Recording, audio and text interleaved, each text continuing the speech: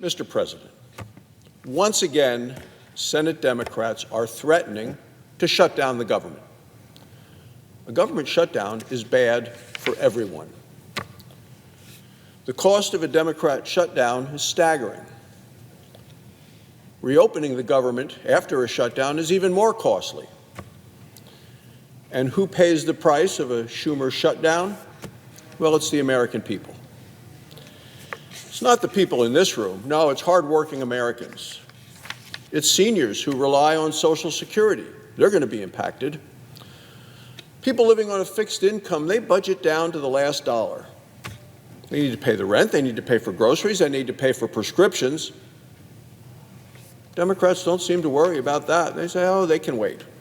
Because a Democrat shutdown means that customer service applications through the Social Security Administration, well, they'll be delayed. Now, many military families also live paycheck to paycheck. They're going to face a lot of uncertainty. The men and women who protect our families will be left to wonder how they can protect their own families. Border Patrol agents, they put their lives on the line every day to protect the American people. They're going to be forced to live without a paycheck. Now, Democrats already tried to defund the Border Patrol. Now they want Border Patrol agents to go home without a paycheck until the government reopens. National parks, they risk being closed as well. In my home state of Wyoming, we have Yellowstone National Park. We have the Grand Tetons.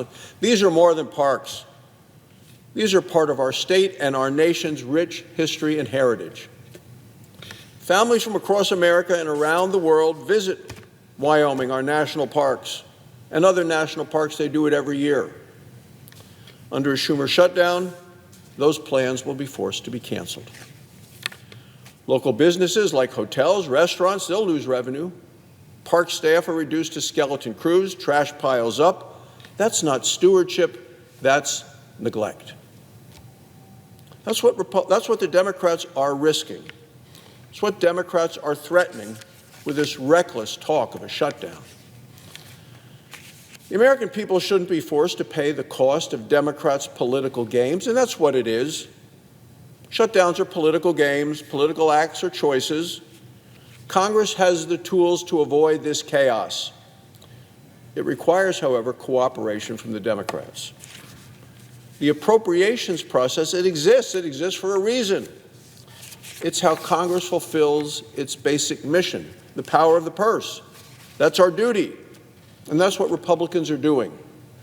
For the first time in 4 years, the Senate passed bipartisan appropriation bills before the August recess. More are on the way. Appropriations Committee Chairman Susan Collins is working hard to get each and every bill passed. That's something that the current minority leader refused to do when the Democrats were in the majority. Last year, 11 out of 12 funding bills passed the Senate Appropriations Committee. They passed many along bipartisan ways, and many were unanimous, all done in regular order. That was last year when Schumer was, at that time, majority leader, but he refused to bring a single one of them to the floor of the United States Senate for a vote. He let those 11 bipartisan appropriations bills die in the drawer of that desk rather than let the Senate vote on them. He shut down the appropriations process, and now he and the Senate Democrats are threatening to shut down the government. He himself has recently suggested a shutdown, he said, is preferable to accepting bipartisan solutions. Senator Cory Booker, who's another member of the Senate Democrat leadership, went even further. When asked about a short stopgap measure that we're talking about now to keep government open so we can proceed with additional appropriations bills, he says, I'm going to block it. That's what he said. Block the normal process, the regular order.